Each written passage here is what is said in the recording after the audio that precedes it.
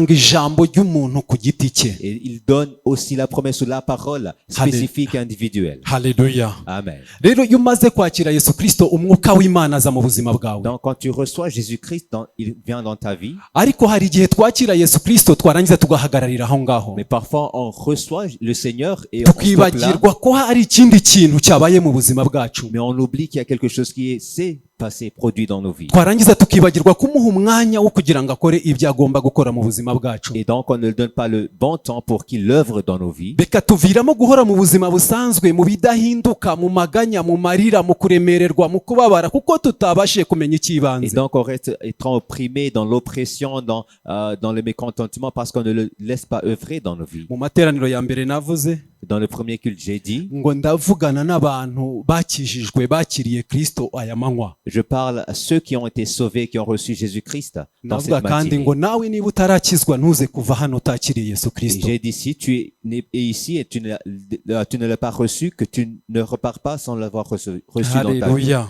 Amen. Ku batari bahari dusubireho inyuma gato ku wa kane nibwo twatangiye inyigisho yacu. On va faire un petit récap pour ceux qui n'étaient pas ici jeudi. Sinzi niba bayifite bagende bayinyuzaho bihuta.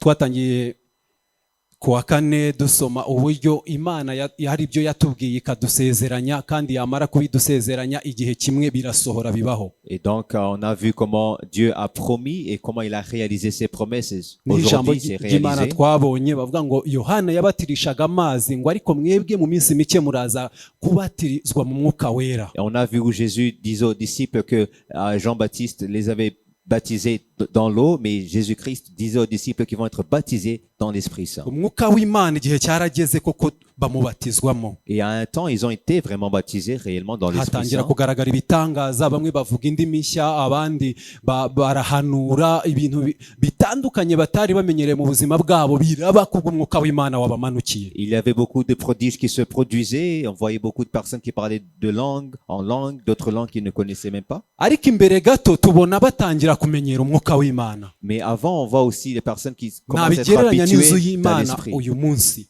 Comme on le voit dans sa maison, dans la maison de Dieu aujourd'hui. Twabonye inkuru ya Ananiya na Safira, On a vu l'histoire d'Ananie et Saphir bahitamo kugurisha ibyabo kugira ngo babizane mu nzu y'Imana. qui ont vendu les leurs pour amener dans la maison de Ariko Dieu. barangije barabeshya bazana igice ntibabizana byose. Mais ils ont amené une part en mentant à l'esprit. Icyabaviriyemo bose bapfiriye umunsi umwe. Et donc, comme résultat, ils sont morts au même temps. Petero arababwira ngo si umwana w'umuntu mubeshye kuki mwatinyutse kubeshya umwuka wera. L'apôtre Pierre avait dit, vous n'avez pas menti à un homme, mais c'est pourquoi est-ce que vous avez menti à l'Esprit Saint? Twabonye kandi yuko icyo gihe kimaze kurangira tongera tubona ni ukubera iki umwuka wera yaje. Et on a aussi vu pourquoi est-ce que l'Esprit Saint est venu. Twagiye tubona pointi zitandukanye. On a vu beaucoup de points. Umwuka wera yaje kwemeza ab'isi. Il est venu pour convaincre ceux Icya du monde. kabiri, La deuxième, twabonye ko kutuyobora mu kuri kose. il est venu pour nous conduire dans toute la vérité. Icya gatatu,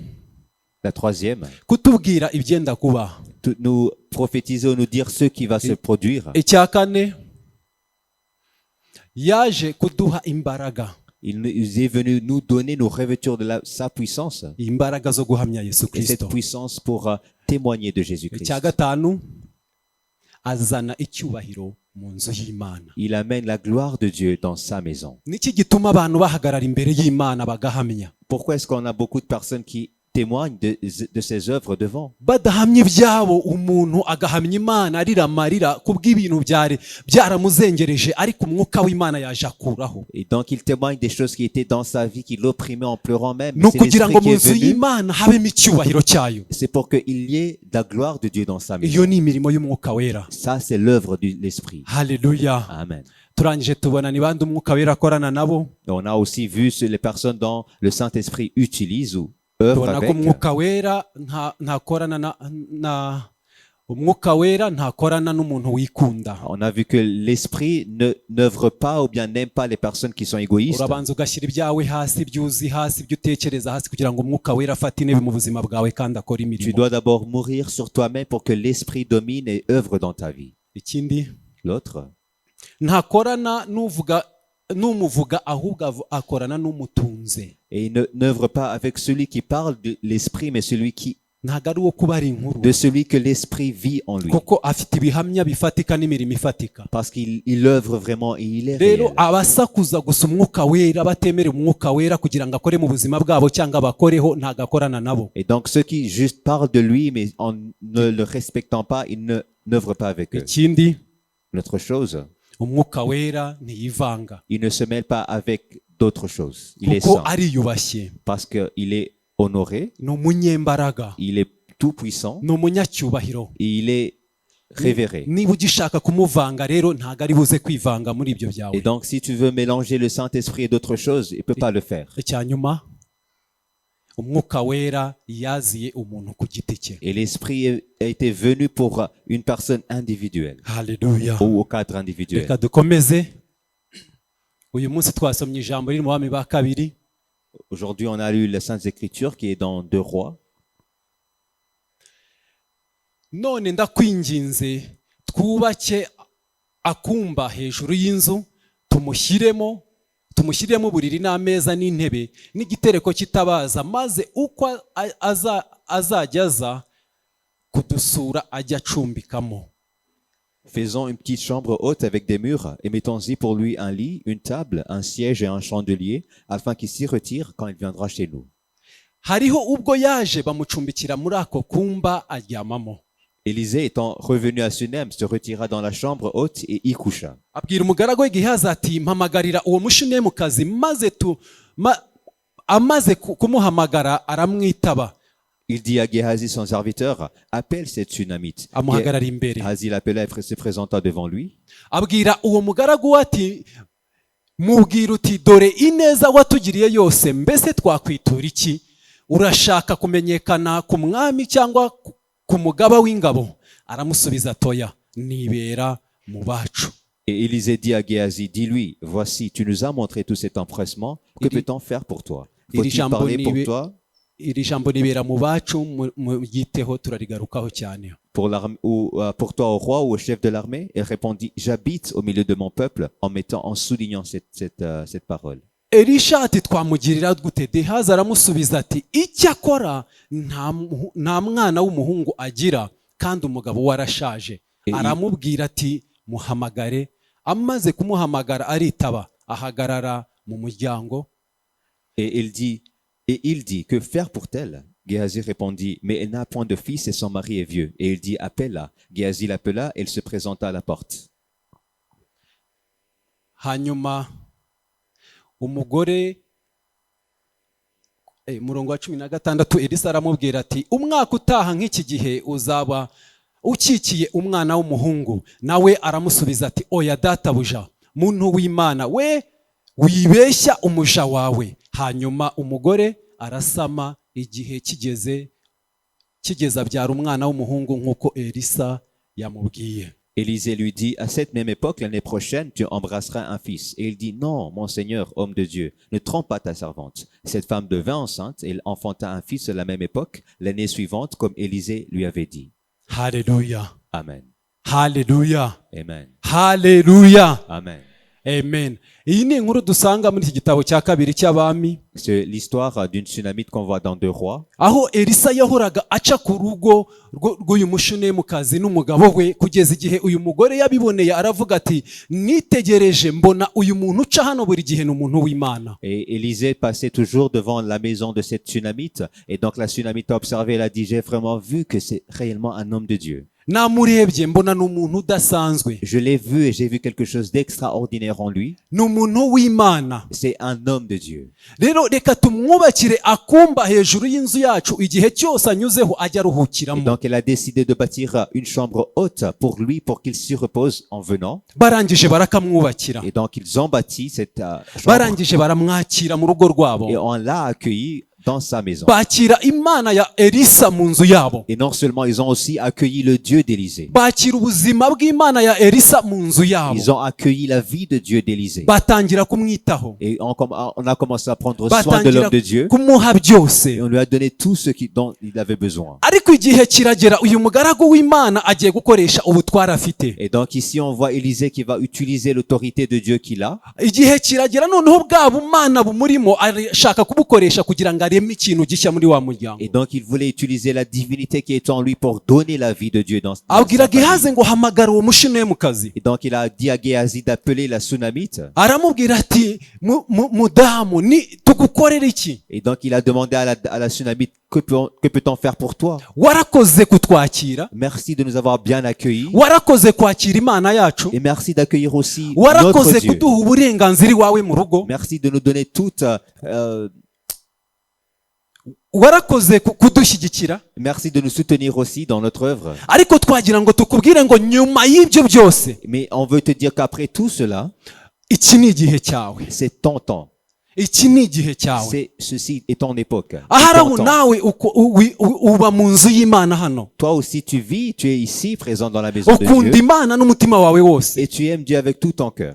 wiyeguriye imana, wumva ushaka imana, wumva wasenga imana, wumva watabaza imana, wumva watindana n'imana. Tu es consacré à Dieu, tu veux prier, tu veux demeurer dans la présence de l'Éternel. igihe kimwe utanga ibyawe kugira ngo ibyo mu murimo w'imana bitungane. Et même tu donnes de tes possessions pour que l'œuvre de Dieu, le service de Dieu wirirwa continue. no mu bana hari inyuma rwose, cyangwa no mu zindi department, cyangwa no kuramya hano, ushaka imana kandi ukorera imana. Tu œuvres et tu sers Dieu dans sa maison en cherchant le Seigneur. ariko nk'uko mbabwira ngo iki ni igihe cy'umwuka w'imana mu nzu yayo, Mais comme je vous dis que c'est aujourd'hui le temps de l'Esprit Saint dans sa maison, nagira ngo nkubwire ko umwuka w'imana arimo arakora mu nzu yayo kandi ntawe umuhagarika. et je veux vous dire qu'en fait l'Esprit est en train d'œuvrer dans sa maison et personne ne peut le rero stopper. nyuma y'iyo mirimo yose ukorera hano mu nzu y'imana, Et donc après tout le service que tu fais dans sa maison, igihe kirageze kugira ngo nawe imana ikwiture. il y a un temps maintenant, c'est le temps que Dieu ou l'Esprit va igihe œuvrer kirageze dans ta kugira ngo vie. nawe imana igusukire cya kindi umwana w'umuntu atakora. Et donc c'est le temps que Dieu va couler, va te donner quelque chose que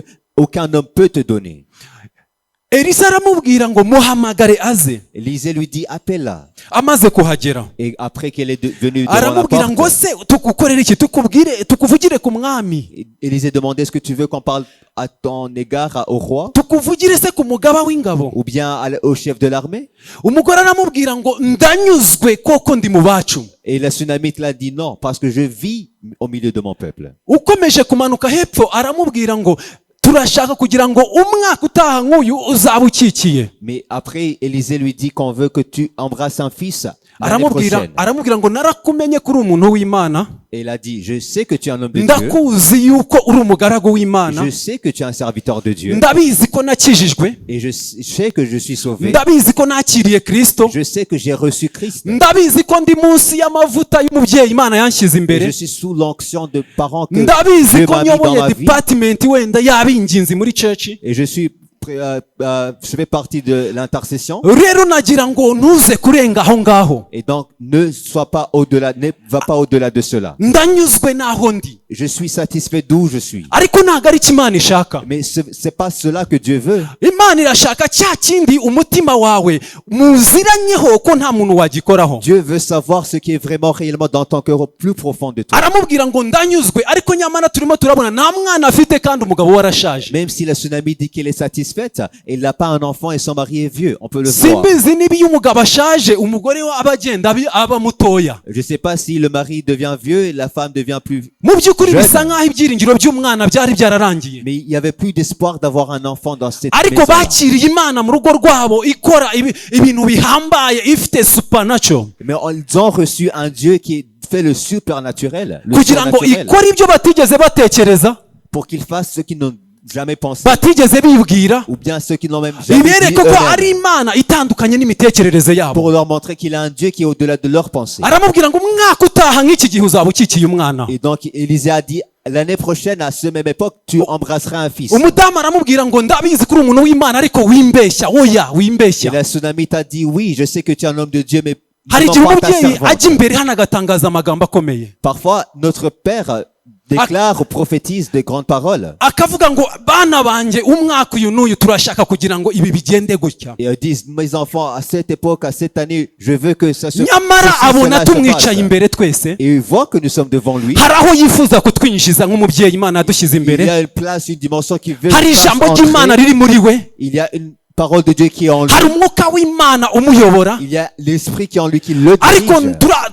rimwe turavuga tuti wowe yaceceka ubwo si twe bireba niba runaka. Mais parfois on dit non, non, non, ça ne regarde pas, ça c'est pas pour nous. aho ngaho udashaka gukora, Là, la région là où tu ne veux pas aho toucher, ngaho udashaka ko hari uwinjira, la région où tu ne veux pas que personne aho ngaho entre, udakeneye no kurebesha amaso là yawe, où tu ne vas pas regarder ou mettre tes yeux, uri oke no gukora ibyo ukora mu nzu y'Imana, tu es satisfait de faire ce que tu uri fais oke dans la no maison gukora ibyo ubasha gutekereza n'ibitekerezo byawe, et de faire ce que tu penses avec tes pensées. ariko kuko umwuka w'Imana ari igihe cye mu nzu y'Imana, Mais parce que c'est le temps de l'esprit dans sa kugira maison ngo akore ibyo umwana w'umuntu atabasha gukora. pour œuvrer et faire ce que l'homme ne peut niyo pas mpamvu faire. Elisha yagiye direct to the point, Et c'est pour cela que Élisée a fait hahandi hari uburibwe, cibler là où il y avait la hahandi wa douleur, mugore hari ibyo yahambye, là où la femme avait hahandi enterré, hari ibyo adashobora adakeneye no kwibuka, là où il avait tout enterré, hahandi adakeneye n'uwimwibutsa. là où il n'a pas même de souvenir de aho ce qu'il ngaho a niho enterré. Elisha yatambutse aragenda direct adomaho, Mais Élisée a ciblé là même.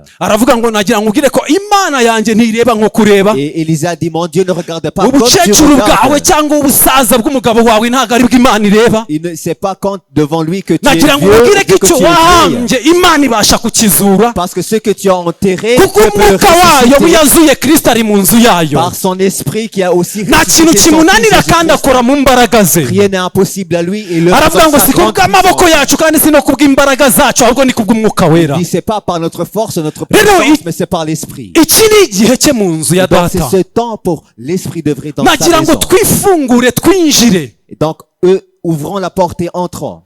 hari uko abantu bakuzi Il y a une réputation que tu as. rwose, niyo ugerageje kugira icyo ukora baravuga ngo garukira wowe turakuzi. Même si tu essaies de faire quelque chose, on te no mu stop et te muryango dit, wanyu ne fais ibi plus. nimubikora, Même dans ta famille aussi. nta n'ikintu mwakwifashisha ahangana ntimwabishobora. Vous n'arrivez à rien. noneho nawe ukagenda ugafata ubuzima ukabuhamba bushobora gutabara mwene so uri mu nzu Et y'Imana. donc pour cela, tu prends la vie de Dieu en toi. tu nagira ngo nkubwire l'enterres. ko icyo ngicyo udashaka kwibuka, Mais je veux te dire que ce que tu ne veux pas me udashaka no souvenir, kurebaho n'amaso de yawe, regarder, de faire face, udakeneye n'ukikwibutsa ngo ukirebe, tu ne veux même pas parler de cela. icyo ni cyo Imana ishaka gukoresha mu nzu yayo kugira ngo igire C'est cela uwitabara. que Dieu veut utiliser pour qu'il icyo ni cyo sauve Imana beaucoup de ishaka personnes. gukoresha kugira ngo itabare umuryango C'est wawe. cela qu'il veut utiliser pour sauver ta wafashe famille. urukundo rwawe urarushyingurunaga Tu hariya, as enterré tout ton amour ufata ubuzima bw'ibyiringiro ubuta hariya, et tout ton espoir de vie. ufata amahoro wari ufite urayajugunya, Même ta paix, tu l'as enterrée. ariko ibyo ni byo Imana ishaka kugira ngo igire Mais uwizamura. c'est cela que Dieu veut déterrer. niyo mpamvu ressusciter. igenda direct kuri point where the pain is, Niyo mpamvu agira aho bibabaza cyane. kuko ntukeneye no kubyibuka, Parce que tu veux pas même te souvenir de cela. ariko Imana si uko iteye. Mais c'est pas comme Dieu. irabizi ngo uyu hari icyo namushyizemo, Parce qu'il sait qu'il a mis sa richesse ariko en nta toi. byiringiro agifite kubera iki ngiki. Mais il n'a pas d'espoir à cause de ceci et de nagira ngo cela. ninjire hariya hatakivugwa, Donc je vais aller là où il a enterré tout. ninjire hariya atakibwira ko yanakoraho, Là même où il se dit que personne ne peut toucher. kugira ngo ngire ibyo nzura abana banjye babeho. Pour que j'ai ressuscité des choses. Pour que nagira ngo ma ubwire ko vie turi coule. hano muri iyi nzu, Que tous nous sommes ici dans la maison. buri muntu afite ubuzima bwe Imana yamusutsemo. Toute personne ici a une vie que Dieu a mis en elle. niyo mpamvu turi umuryango, C'est pour cela qu'on est une ni famille. ukugira ngo icyo ufite kimpembure, C'est pour que ce que tu as peut me ni rafraîchir. ukugira ngo icyo mfite Et ce kiguhembure. que j'ai peut te rafraîchir aussi. rero iyo ufashe ubuzima ukabushyingura hariya, Et donc quand tu prends la vie que Dieu a uba mis en usa toi, tu nk'umuntu l'enterres. utagifite akamaro mu nzu y'Imana, Tu es comme inutile dans la maison de Dieu. kandi hari ikintu Imana yakuzaniye mu nzu yayo. Mais Dieu t'a amené dans sa maison pour quelque niyo chose. mpamvu umwuka w'Imana yinjira hari nubwo bijyana ariko akinjirayo, Donc même si c'est douloureux, l'esprit entre là où tu veux pas toucher. kuko abuzuye umwuka we, Parce que ceux qui sont remplis de biriya l'esprit, bigaragara nk'aho byarangiye, ceux qui est comme mort, nibyo bagomba kurebaho, barabifesinga ubwo bubabare bakabureba, kuko ni ubuzima baba bagiye ils kuzamura. doivent faire face à ces douleurs parce que c'est une vie qui doit ressortir de ce Haleluya,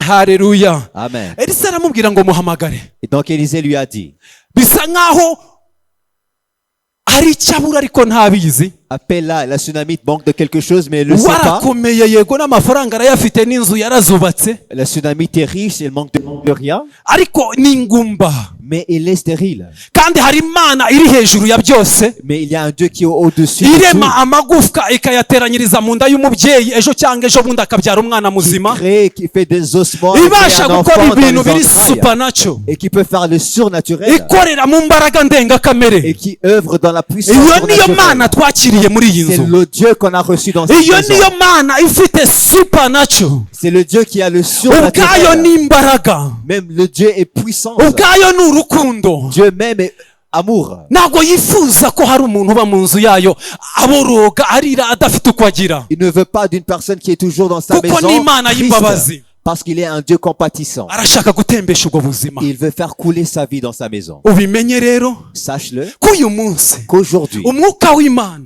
l'Esprit arimo de Dieu, arakora imirimo mu nzu yayo, il est en train de faire beaucoup arimo d'œuvres dans sa maison.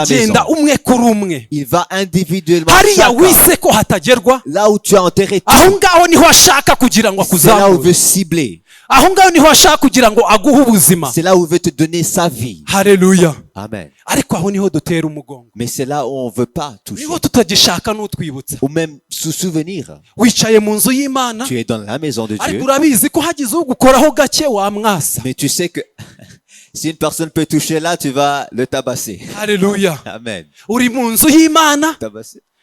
ariko urabizi neza yuko ntuvugirwamo kabiri. Mais tu sais que personne ne peut toucher ou bien parler de cette Uri mu nzu y'Imana, chose-là. Tu es dans la maison de ariko Dieu, washyinguye kwihangana kwawe. mais tu as enterré ta patience. Simbizi niba uzagenda ku muntu inshuro ebyiri eshatu ushaka kugira ngo aze mu nzu y'Imana, Je ne sais pas si tu vas aller 2, 3 fois pour kandi qu'une warataye personne kwihangana mu buzima vienne. bwawe. Si tu n'as pas ta patience, Ntabwo bishoboka. c'est impossible. Nawe ubwawe waribuze warinaniwe. Parce que même toi, tu peux pas être patient Icyo avec toi-même. kikurimo rero nicyo dushaka kubona kizamuka kigakora muri iyi nzu. Mais c'est cette chose qu'on veut voir être N'ubuzima déterré, bw'umwuka wera mu buzima la bwawe, vie de l'esprit dans ta kugira ngo vie, tubone kugira neza kwe. pour qu'on voit sa bonté en Nuko œuvre. hari ibyo tugomba guhanga amaso tukareba, C'est parce qu'il y a des choses qu'on doit faire face, bituryoheye cyangwa bitaturyoheye, même si c'est douloureux ou pas. kuko niyo nzira yonyine yo kugira ngo iby'ubumana muri twe bishwanyuke bijye hanze bigira abo Parce que c'est le bihembura seul cyangwa se bihagurutsa. Moyen des choses de Dieu, la richesse de Dieu en nous d'exploser et de faire donner la vie à plusieurs. Haleluya, Amen.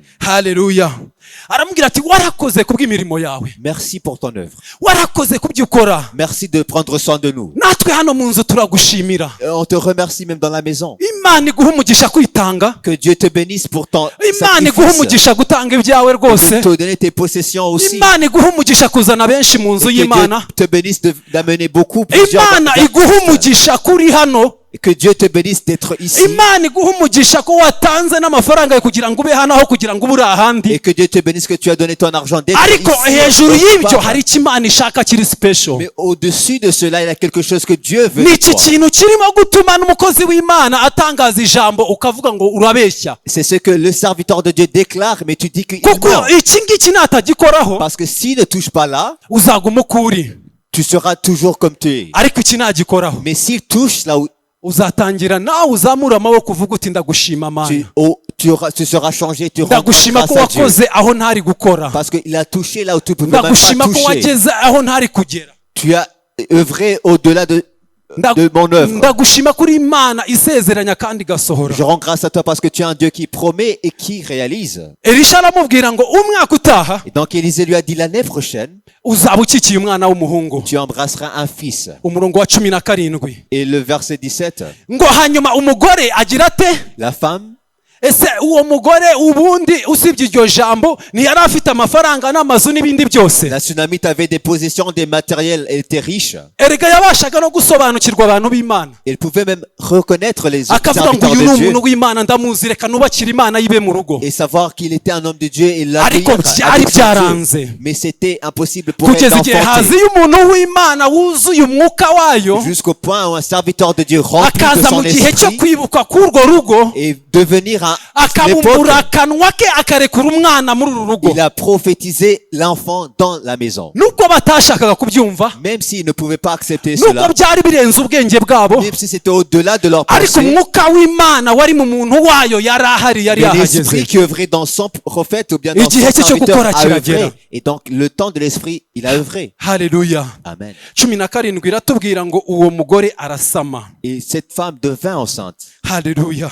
Amen. Uwo mugore arasama, Cette femme devint enceinte. amaze gusama koko icyo gihe kigeze arabyara. Et elle enfanta un fils à la même époque. Ntabwo yabyaye uwo batamubwiye. Et elle a enfanté celui que Élisée avait Igihe prophétisé. kigeze abyara umwana w'umuhungu nk'uko Elisa yamubwiye. À la même époque, elle enfanta un fils l'année suivante. Comme Kubera iki Élisée hano lui avait dit. batavuga ngo nk'uko wenda Imana yamubwiye, Pourquoi est-ce qu'on ne dit pas comme Dieu lui avait dit? bakavuga ngo nk'uko Elisa yamubwiye? Mais on dit comme Élisée lui avait dit. Kuko niba umuntu yuzuye umwuka Parce que w'Imana, quand une personne est remplie de l'esprit, umwuka w'Imana amuzengurutse, quand l'esprit l'entoure, ntabwo bisaba ngo inkuba zikubite noneho akubwire, il n'a pas de tonnerre, il a juste une kuko parole. yuzuye umwuka w'Imana Une parole suffise parce qu'il est rempli ararekura de l'esprit. ubuzima kandi nta kiri bubukoreho. Il peut faire couler la vie et personne ne peut Kuko stopper yuzuye cela. umwuka w'Imana Parce que toute personne remplie de aravuga l'esprit ubushake bw'Imana ku buzima bwawe. parle de la volonté de Dieu sur Rero ta iki vie. ni igihe cy'umwuka w'Imana mu nzu yayo. Aujourd'hui, donc, c'est le temps de l'esprit Niyo dans sa mpamvu maison. nkubwira ngo wisuzume urebe hariya aho utagishaka kureba, Donc, kuko niho Imana ishaka gukora kugira ngo Examine-toi et ikubesheho. sache là où tu ne veux pas toucher parce que c'est là où Dieu veut cibler. Haleluya. Amen.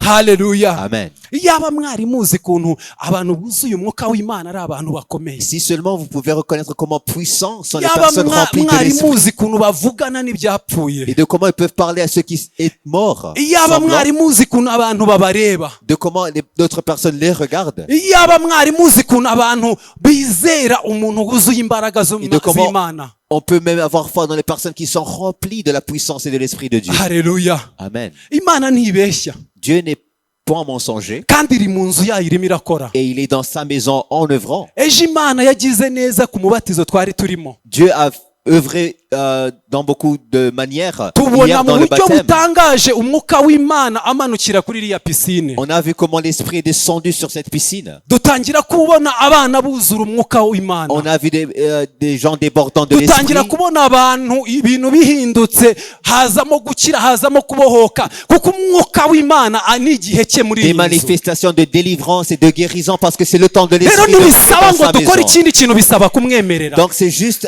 l'accepter. C'est Aho dukandagiye hose ubwo butware burahari, parce que tout lieu qu'on foulera la plante de nos pieds, on a gusa cette kuko autorité. wamwemereye. C'est juste que tu acceptes qu'il œuvre en toi. Haleluya. Amen. Haleluya. Amen. Haleluya. Amen. Umugore aramubwira ati oya databuja, Il a dit non, serviteur de muntu Dieu w'Imana we, et homme de Dieu. wibeshye umuja wawe. Ne mente pas à ton servante. Ese ubu ni umuja we? Est-ce qu'elle est sa servante? Ni gute ubwira shobuja ngo arakubeshya? Comment tu dis euh, à ton patron, à ton boss, qu'il te ment? Mbehe ajya kuba shobuja wari? Il était ton patron en étant où? Ni gute uza ugasanga mu bushobuja bwe ugatangira no kuzanamo ibyawe ngo arakubeshya? De comment est-ce que tu vois qu'il est ton patron, tu le reconnais, mais tu dis qu'il te ment? Icyo cyonyine ni ikinyoma cy'umwanzi. Ça, c'est déjà un mensonge de l'ennemi. Niko uyu munsi arimo gukora inzu y'Imana. Et c'est ce qu'il est en train de faire Ariko dans la nagira maison ngo de Dieu. mbabwire, Mais je vais vous dire ceci. Satani ni umuhemu kandi ni umubeshyi. Satan, il est mensonger et il n'est pas bon. Ntabwo aba ashaka ko hari ibyo abana b'Imana bafata. Il ne veut pas devoir Kandi ari igihe l'héritage cy'Imana kurekura ku buzima des bw'abana enfants de bayo. Dieu. Mais c'est le temps de Dieu pour relâcher sa vie ou bien faire couler sa vie dans la vie des saints. Haleluya. Amen. Haleluya. Amen. Reka dukomeze nshyirireho icyanditswe cyo mu kubara. On va en nombre. Muze murebe kuntu abantu bafite Imana cyangwa batunze Imana isi bareba. Ahangaha mu kubara niho Baraki yarabwiye umugabo Balamu ngo azamuvumire ubwoko bw'Imana. Ici, on voit Balaam qui a engagé Balak pour maudire le peuple israélite.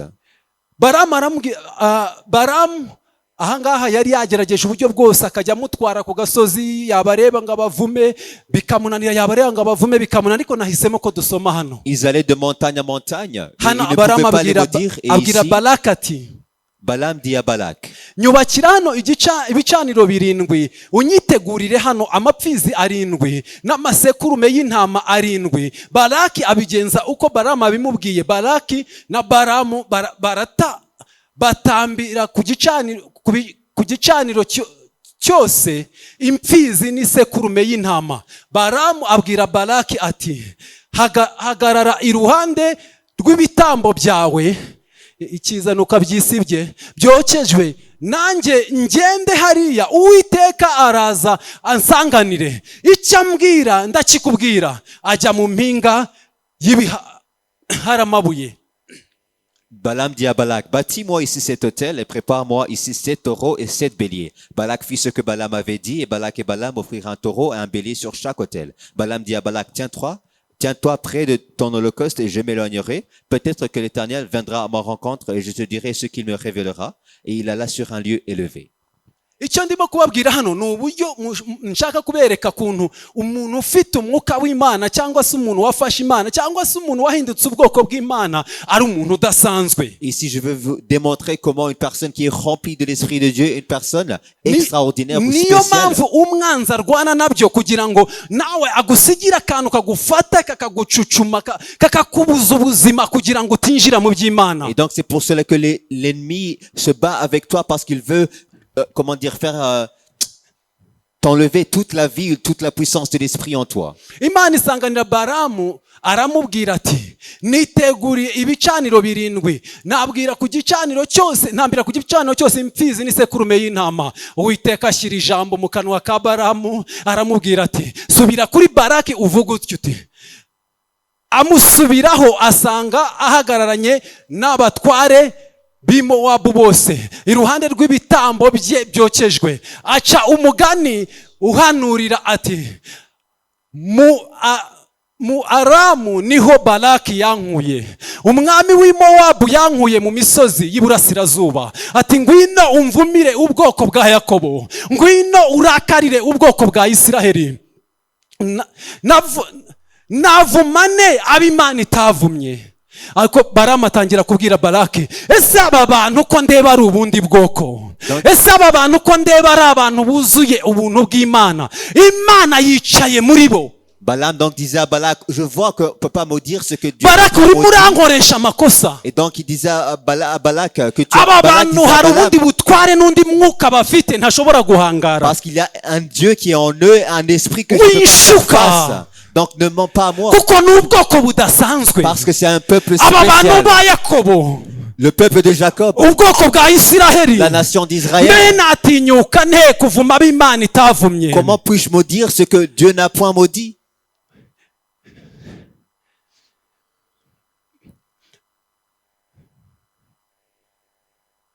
Dore n'ubwoko butura ukwabwo. Haleluya. C'est un peuple qui a sa demeure à part. C'est un peuple qui a sa demeure à part. Et qui ne fait point partie des nations. Donc il montre que ceux qui ont le vrai de Dieu, un peuple spécial.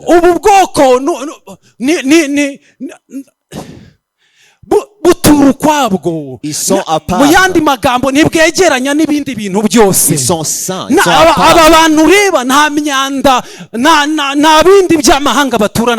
Il n'y a pas d'autres nations parmi eux. Ils ne font pas partie des nations. Qui peut compter la poussière de Jacob? De Jacob. Et dire le nombre du quart d'Israël. Que je meurs de la mort des justes. Et que ma fin soit semblable à la leur. Amen. Il a été engagé pour maudire. Mais en les maudissant, il avait vu que Dieu est en eux. Ils ont Dieu. Ils sont inébranlables. Et donc il disait, qui peut compter la poussière de Jacob? Qui peut même compter ou bien voir toutes ces œuvres? Parce qu'ils sont peu abantu nombreux, barimo ko ndeba wagira ngo ntibanize wa mugani ils sont même inéduqués, ko ils sont ndeba hano blancs, hanze nta modoka zihaparitse nyinshi que je peux pas même voir beaucoup ariko de ubu voitures. bwoko bifite ikibwicayemo Mais dans ce peuple, il y a ubu un Dieu. bwoko hari ubudahangarwa bufite Ils ont un Dieu ninde wabasha gutinyuka abantu b'ubwoko bwa yakobo qui peuvent même être irrités contre ninde le peuple watinyuka de ubwoko bwa l'Éternel, isiraheli ou bien le peuple d'Israël, ninde wamenya imikorere yabwo qui peuvent même voir comment ils nk'uko œuvrent. umuyaga uhuha utazi aho uva cyangwa aho ugana Comment on peut pas niko savoir ubu où le bwoko vent bushinze vient ou ntiwamenya va, icyerekezo c'est cyabwo de comment ils sont. barakomeye ni abanyembaraga Ils sont très rero puissants. ntiwababara Donc tu peux même aho pas les ngaho compter. kubavuma Tu peux pas même les icyama maudire. nkazapfa nk'uko bazapfa Mais moi je vais avoir icyama leur ubuzima fin. bwanjye bukaba nk'ubwabo Que leur vie soit tugiye comme mu yindi leur. mirongo Et en ayant dans les autres, hari avuga ngo barabunze ni nk'intare parce qu'ils le voient comme un lion rugissant. haleluya Amen. nuko kuntu dukomeye Donc c'est comme cela qu'on est nuko puissant kuntu aussi. ubwoko bw'imana bwemeye kwakira umwuka wabwo muri bo batunze imana nuko kuntu turi strong C'est comme cela qu'on est, le peuple qui a ariko reçu ikinyoma l'esprit. cy'umwanzi cyaraje kidutandukanya n'ubuzima bw'ubumana Mais le mensonge de l'ennemi veut nous détacher. ntitukibasha kumenya ibyo dushoboye gukora n'ibyo imana yakora haleluya haleluya ntitukimenya uruhare rw'imana ntitukimenya n'uruhare rwacu kuko hari ibyo tugomba gukora hari n'ibyo imana igomba gukora kandi iki ni igihe cy'umwuka wayo mu nzu yayo rero ibyo byose bigaragara nk'ibyakunyeganyeza ntubarwa ntago ukinirwaho ntawe ukwibeshyaho Personne ne peut se tromper de toi. ni imana yonyine iri mu ruhande rwawe Seul Dieu est à ton côté. niba uzi ko wicaje iyi mana mu buzima Et bwawe si tu sais que tu as entrôné Dieu dans niba ta uzi vie ko uri ubwoko bwa et isiraheli que tu es parmi le peuple d'Israël uri ubwoko bwa yakobo et que tu es le peuple de Jacob, haleluya Amen. iki ni igihe cy'umwuka w'imana Aujourd'hui c'est le temps de l'esprit kugira ngo ibyaguhagurukiraga ibyakumaragaho bikubitwe hasi pour que tout ce qui t'attaquait ahubwo soit twumve inkuru battu. zivuga ziti uyu nguyu battu. ntakorwaho Pour savoir que tout ce qui veut te battre, twagerageje hano biranga on a essayé ceci, tugerageza n'aha on biranga a essayé ici aussi, duca mu mugabo we biranga on a passé par son duca mu mari, bana be on a biranga passé par ses enfants. njyewe sinzi ukuntu uyu muntu aremye Je sais pas comment cette sinzi personne ngo est yizera créée. izihe Je mbaraga sais pas de la ariko puissance qui est nta en kindi elle. kintu Mais il n'y a pas aucune yemeye autre chose. kwicaza Et, imana là, umwuka wayo umukonekita n'imana et l'esprit de Dieu l'a connecté avec ijambo le Dieu ryavuze vivant. rimera nk'itegeko Sa parole est comme une kuko loi. si uriwe ahubwo ni kristo Parce que muri c'est we pas lui, mais c'est Christ en lui. imbaraga z'umwuka wera nizo zikorera Et muri la we puissance de l'esprit arabizi ko en atari lui. kubw'amaboko ye Parce que c'est pas par sa arabizi ko atari puissance, kubw'imbaraga ze pas par sa arabizi force, ko ari kubw'umwuka mais w'imana c'est par l'esprit de Dieu. haleluya Amen. haleluya Amen. haleluya Amen. umwanzi aragenda akatwiba L'ennemi donc nous vole. haleluya Amen. ugasanga yaratwibye Il nous a volé beaucoup de choses. ntabwo tukizi abo turi bo On ne sait plus Kandi quelle est notre turakomeye. identité. Mais on est un peu kandi plus puissant. abanzi bacu baratubona Et même nos ennemis nous voient. umwanzi arabizi L'ennemi le sait. ni twebwe gusa tubura kubimenya C'est seul nous qui ne reconnaissons pas Ariko que nous sommes umwanzi un arabizi peuple kudakorwaho. péculier. Parce qu'il sait que tu es intouchable. umwanzi arabizi ko batakubara L'ennemi sait que tu es incontable. umwanzi arabizi ko inkomoko yawe ari inkomoko idafite ikizinga Que tu es un peuple saint. Une kuko nation ibyari sainte. bitubase byose yabizamuye ku musaraba Ah, parce que tout ce qui nous opprimait est cloué sur ibyandegaga la byose croix. abikuzaho kubibamba ku Tout musaraba ce qui me liait a été ansezeranya délié. umwuka we Il m'a donné son igihe esprit. kiragera mu mwuka Il we y a un temps, il m'a donné l'esprit. rero muri izo mbaraga z'umwuka we Et donc, dans sa puissance, la ntabwo puissance de nyeganyezwa l'esprit, n'ibije byose je suis ntabwo inébranlable. umuyaga umbuza kugera ku byanjye Tout vent ne peut kuko pas me umwuka we stopper ari mu nzu parce ye que l'esprit est dans sa maison. haleluya Amen. umwuka w'imana ari hano L'esprit de Dieu est dans sa maison. umwuka w'imana ari hano L'esprit de Dieu est dans sa maison. haleluya Amen. haleluya Amen.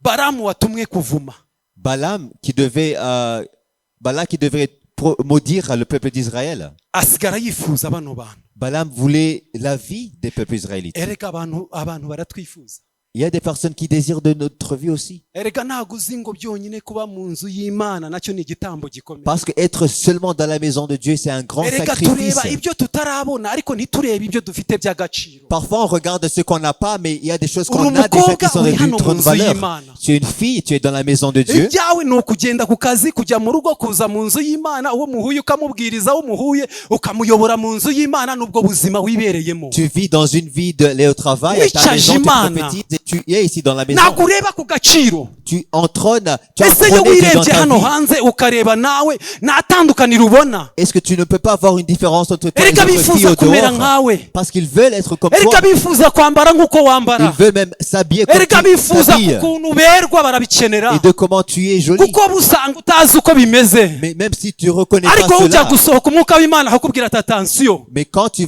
portes veux ntabwo ari uko comme il ugomba porte, gusohoka. l'esprit te dit non, uraza gusohoka gutya. tu vas t'habiller iyo comme ceci. umutunze muri wowe ukamwubaha Quand tu y es en ukumva toi, ibyo et que akubwira tu le respectes et tu l'obéis, ugasohoka muri izo mbaraga et tu marches dans cette uri umuntu puissance, udasanzwe. tu es une personne abantu particulière. barakwifuza. Même les personnes désirent de bifuza ko toi. bazapfa nkawe. Ils veulent même mourir comme toi. bifuza ko bagendera mu buzima nk'ubwo urimo. De marcher, de vivre ariko dans ta nitwe vie. tutabizi Mais c'est pas nous qui le reconnaissons. kuko hari Nous le ibyo twashyize reconnaissons ku pas. ruhande twumva Imana itakoraho. Parce qu'on passe des régions que Dieu ne peut pas ariko toucher. nagira nkubwire ngo kuko ari hano kandi arimo gukora Mais je veux te dire que comme Ubishaka, l'esprit est en utabishaka. train d'œuvrer, même si tu le veux ou tu le veux pas, urabyandura mu izina rya Yesu Kristo. tu vas être contaminé par kuko uyu cette... mugore yise umukozi w'Imana umubeshyi. Même si tu as appelé le ariko serviteur de igihe Dieu cyarageze un acikira mensonger, umwana bamubwiye. mais à la même époque, comme il avait dit, Kuko ijambo il ry'Imana a enfanté un ryasohotse. fils. Parce que la parole de Dieu a été kandi ntabwo ari réalisée. Imana ibeshya iherekeza ijambo ryayo kugeza Parce que risohoye. Dieu est derrière sa parole pour hari ibyo l'accomplir. Imana yavuganye n'iyi nzu. Il a ce que Dieu a dit hari à ibyo cette Imana yarekuye ku maison. bwa KBC. Dieu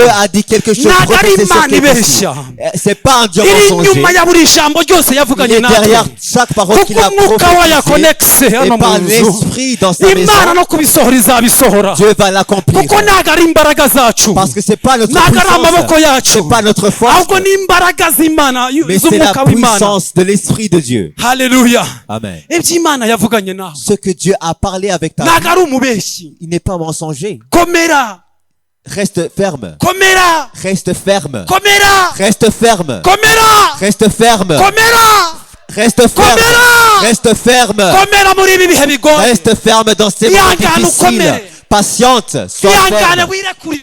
Reste ferme. Komera! Ouvre-toi à ton Dieu. musore uraha komera. Cherche Imana cet homme. yarasezeranyije Parce que Dieu a promis. kandi turabona Imana y'umubyeyi wacu Et tubeshya. on sait que Turabona notre Dieu umuremyi n'est pas w'isi n'ijuru mensonger. abeshya. Le créateur des cieux et arasezeranya de kandi terre, agasohora. il promet et il aya manywa ndavuga réalise. ngo Je dis dans cette icyo matinée, yagusezeranyije cyose ce que je t'ai promis, ni uwo kwizerwa il est fidèle. no kugisohora Et azagisohoza. l'accomplir, il va l'accomplir. haleluya. Amen. ni umwami w'abami Il est le roi des rois. kandi ntanyeganyega. Il est inébranlable. aricaye aratuye mu bamukeneye. Il est établi. aricaye arimo aratanga Il est ubuzima. établi à jamais de hari sa imigezi vie. itemba iva ku ntebe ye. Il y a des eaux iyo de vie qui migezi coulent en itembera mu lui. mitima y'ubwoko bwe. Et dans le cœur de son bahembuka peuple, basanwa il les donne la vie. kuko ntabwo ibeshya. Parce qu'il n'est pas ni mensonger. umwizerwa muri Il iyi est nzu. fidèle dans sa niba maison. utabizi Et turabizi. si tu ne le sais pas, on le twaramubonye reconnaît. abana natwe mu itangiro ry'uyu On murimo. l'a vu en commençant cette aracyari œuvre. hano. Il est toujours avec nous. mpamagaye abakiriya n'indwara n'ababohokeye hano. Si je peux appeler ceux qui ont Nzi été ko atari restaurés benshi. et guéris, il y a beaucoup de personnes. I mean, nzi ko atari bake. Il y a beaucoup de personnes comme ariko ni ça. ukubera icyo unanirwa kwizera ijambo rimwe yakubwiye. Pourquoi est-ce que tu ne peux pas avoir foi dans la parole qu'il t'a kuki dit? urimita umwuka we. Pourquoi est-ce que tu dis kuki qu'il ment? urimita ibyo avuga. Pourquoi est-ce que tu limites ce qu'il dit? kuki wumva abakozi b'Imana bakubeshya. Pourquoi tu penses que les serviteurs de kuki Dieu peuvent te wananirwa mentir? kwihangana. Pourquoi tu ne peux pas patienter un peu? turabizi wahuye n'ibikomeye. Parce que tu as vraiment certes turabizi wahuye n'ubuzima vécu butoroshye. d'une vie difficile, ariko beaucoup kuko nta d'obstacles. kinanira Imana Mais yacu. parce qu'il n'y a rien qui est Mu impossible gihe à notre Dieu, cyagezweho. à la même époque Cyashyizweho de Dieu, nayo. autant à pointer, kandi kuko utari wenyine. et parce que tu n'es pas seul, uratwikiriwe. tu es couvert, ufite ubuzima. tu as la vie. ndetse reka nkubwire. Et je vais te dire aussi ceci, n'ayo mashahina n'uburyo ubona bigufesinze même tous byose. les obstacles, les murs et les kereka niba montagnes, udatwikiriwe hano. tu es couvert ici. wowe shaka Imana. Cherche Dieu, izera Imana. aie foi en Dieu, ubundi bibarekere. et laisse ça au niba ari serviteur de Dieu. imyambire kuraba uratwikiriwe. Laisse les flèches aller, mais ariko tu es umuhindo couvert. w'umwanzi n'imigambi ye bigutesha umutwe. Mais les plans de de l'ennemi te ukibagirwa ko font hari aho uri, frustré, tu oublies là où tu es ukibagirwa ko utwikiriwe n'umuntu wicaje Imana. et tu oublies que tu es couvert par un niwo autre Dieu. bihera n'ijambo barekura ritakugirira umumaro, Et c'est pour cela que même quand il relâche une kuko parole, umwanzi yarakubeshye ngo hari aho Imana itagera. parce que l'ennemi t'a dit qu'il y a Ariko quelque chose qui est aya manywa ya impossible à none, ton Dieu. Mais dans cette matinée, ndagutangariza je vais déclarer ko ari umwizerwa, qu'il est fidèle. aravuga bikaba, Il dit et il arategeka accomplit. bigakomera, Il kandi kuko ordonne. umwuka we yicaye muri iyi nzu, Et par son kuko esprit qui est dans umwuka wari cette mu bihe maison, bye hano hantu, et parce que c'est son temps de kuko prier, umwuka w'Imana twamuzanye, parce qu'on a amené ntabwo l'esprit, aboheye ahantu. il n'est pas lié quelque part. uramufite nawe uramufite Tu nawe l'as, uramufite tu nawe l'as, uramufite. non, toi il est en moi. rero izere icyo Imana Et yakora, voir ce que Dieu kuko peut faire. umwuka we ni muzima, Parce que l'esprit de Dieu est vivant. aracyahari, Il est toujours ici. aragutegereje, Il attend toi. aragushaka. Il veut toi. Komera, Reste ferme. haleluya, Amen. komera, Reste ferme. komera, Reste ferme. iyambire ku Mana, Reste lié iyambire à ku ton Dieu. mwuka wayo, Reste Reka lié à kuba l'esprit de ubuzima. Dieu. Vis dans cette vie. haleluya, Amen. haleluya. Amen. icyakubwira kuntu itorero ry'Imana ryimitse umwuka wayo ari abantu badasanzwe. L'église qui a entrôné l'Esprit Saint, une wenda église. ndimo ndasoza, amasaha yagiye. Je suis en train de clôturer, mais haleluya. ariko iki ngiki nkibabwire, je vais vous dire ceci. umwuka w'Imana ari mu gihe cye muri iyi nzu. L'Esprit de Dieu, et c'est le temps de l'Esprit umuntu de Dieu dans sa maison. utarangara aramugirira neza. Celui qui ne va pas perdre focus, umuntu ufite icyo il yamusezeranyije wese aragisohora muri va ibi voir bihe. sa bonté, il va voir la parole de Dieu reka s'accomplir dans mbabwire sa ukuntu vie. ubu bwoko bukomeye. Je vais vous dire comment on est un peuple péculier. zaburi 84, Le psaume 84, dusoza nicyo cyanditswe cya nyuma dufite. c'est notre dernière écriture en clôturant. mwagezeyo? zaburi 84 uhereye ku murongo wa 6. Le psaume 84, du verset 6. hahirwa umuntu ugufitemo imbaraga. Heureux ceux qui Alléluia. placent en toi leur appui. haleluya, komera Imana amashyi menshi kubwira Acclamez le ijambo. Seigneur pour cette parole. amen. hahirwa umuntu ugufitemo imbaraga, Heureux ceux qui placent en toi leur hahirwa appui. abafite mu mitima inzira Trouvent z'igisiyoni. dans leur cœur tout des iyo banyuze chemins mu tout tracés. gikombe cyitwa Baka, Lorsqu'ils traversent la vallée de Baca, bagihindura ahantu h'amasoko, il la transforme en un lieu imvura plein de iragwa sources. y'umuhindo Et la pluie ikacyambika la couvre aussi imigisha. de bénédictions. bagenda bagwiza imbaraga. Leur force augmente pendant la umuntu marche. wese wo muri bo aboneka mu maso y'Imana Ils se présentent y'Isiyoni. devant Dieu à Sion. haleluya, Amen. haleluya. Amen. the way strong we are. Tout la haleluya. année.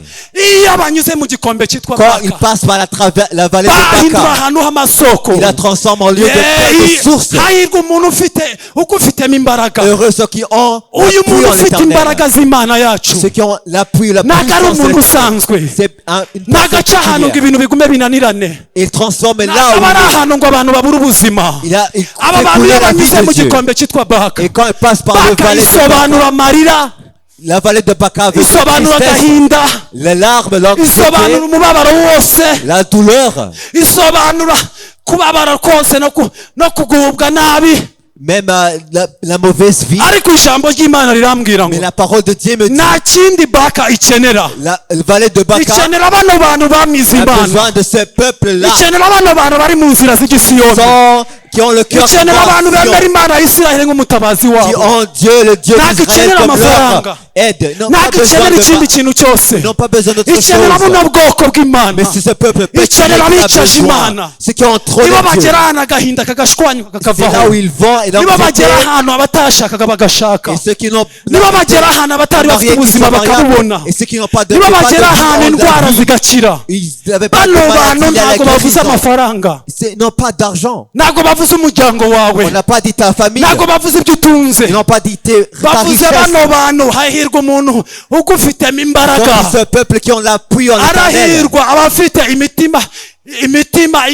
mu mitima yabo inzira z'igisiyoni. Et ceux qui ont dans leur cœur aba le chemin ngaba iyo tout bageze tracé. muri ayo marira, C'est eux qui vont dans iyo la bageze tristesse. muri ubwo buzima, Et quand ils vont dans Baca, bafata ayo marira ils prennent ces larmes. bakayegeranya n'agahinda, Ils prennent avec l'anxiété, bakayegeranya no kutemerwa, avec bakayegeranya no le kwangwa, rejet, avec bakayegeranya no gucibwa, la haine, bakayegeranya n'umwanda wose, même toute saleté, barangiza bakabikura mu nzira, et ils wowe font warangiza ôter de ugacaho tout wemye. chemin, et toi tu Abari passes. bakuzi bakavuga bati uriya muntu ninde, Mais et ceux qui te ese connaissent, uriya ils si disent, runaka, est-ce que cette personne est parfaite? byagenze gute, Qu'est-ce qui s'est passé avec byakozwe cette gute, personne? Qu'est-ce qui s'est passé? yabigenje ate, Qu'est-ce qu'elle a fait? ariko arahirwa Mais il est heureux kuko amufitemo imbaraga, parce qu'il a l'appui en kuko l'éternel. imbaraga ze ziri muri we. Parce que sa force Ibyo est dans la ntabwo force de umwanzi ashaka ko l'éternel. tubyumva, Et c'est cela que l'ennemi ibyo ne ntabwo veut pas umwanzi qu'on ashaka mu entende. itorero uyu munsi ko L'ennemi tubyakira, ne veut pas que l'église ahubwo atwereka reçoive ibyacitse, cela.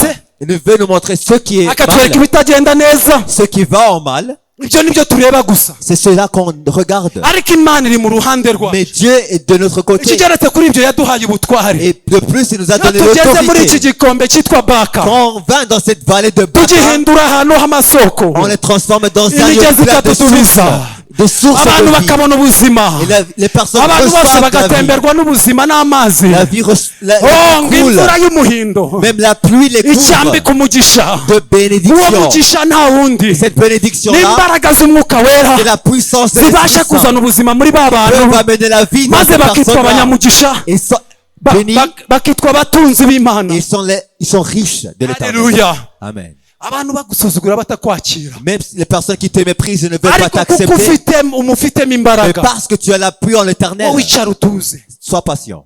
tuza, Sois patient. we mwifateho. Sois lié ou bien consacré à l'éternel. Haleluya. Amen. Mwifateho ubundi tuze, Reste consacré et sois patient. kuko nta munsi n'umwe ajya ateranyiriza ubwoko bw'ahantu Parce qu'il est toujours fidèle envers son peuple. ngo narangiza busezerera amaramasa. Et donc, il fera toujours Aba bantu le iyo bien dans banyuze ta vie. aho hantu hakakaye, Même si tu passes par la vallée de Baka, hahindura ubuzima, tu vas la changer en une source de ndetse Dieu. umuhindo w'imvura uhambika Et imigisha. même la pluie va la couvrir de Kandi bénédictions. ntabwo ari icyo gusa, Et c'est pas seulement cela. ntabwo Imana yazanye ibisubizo gusa, Il n'a pas juste amené des réponses. ntabwo Imana yazanye ibisubizo by'ibifatika Ou gusa, bien les exaucements de nos ntabwo umwuka we prières. aza ngo akize indwara gusa ubundi yigendere. L'esprit ne guérit pas juste Ijambo les ry'Imana ku maladies. murongo wa munani Mais le riratubwira verset 8, la ngo parole nous bagenda dit, bagwiza imbaraga, ils augmentent de force umuntu en wese wo force. muri bo aboneka mu maso y'Imana y'i Siyoni. Et chaque personne se Hallelujah. présente devant Dieu à Sion. Haleluya. Amen. Muve mu kinyoma cy'umwanzi, C'est ceci l'ennemi, le mensonge de l'ennemi. turwane ishyaka bamumenye. Et donc, battons-nous pour le zèle de Dieu, pour ceux qui le connaissent. Ibitangaza bikomeye. Haleluya. Ntangira nababwiye nsoza, ariko nanone nongere mbisubiremo. En commençant, je vous ai dit, Umwuka w'Imana iyo aje mu muntu, quand l'Esprit de Dieu vient dans une personne, ahereza umuntu icyerekezo. il lui donne une direction. Yamara guha umuntu icyerekezo, Et après lui avoir donné une direction, une vision, akamuha amasezerano. il lui donne des promesses. Yamara kumuha amasezerano, Et après cela, amuha ijambo rye ku giti il cye. lui donne la parole pour son cas individuel. Iyo womatanye nawe, Et quand tu restes consacré nta à na lui, kimwe kidasohora mu buzima bwawe. toute chose se réalise dans ta vie. Turamutegereje kandi arizerwa. On le patiente et il est fidèle. Si kubw'imbaraga zacu, C'est pas par notre puissance, si kubw'amaboko yacu, c'est par notre force, ahubwo ni kubw'umwuka we wera. mais c'est par l'Esprit de Imana Dieu. ya papa ibaha Que umugisha. le Dieu de notre Père vous bénisse. Amen, amen, amen. Thank you so much. Oh, turakomera Imana amashyi kubw'ijambo tumaze Acclamez le kumva. Seigneur.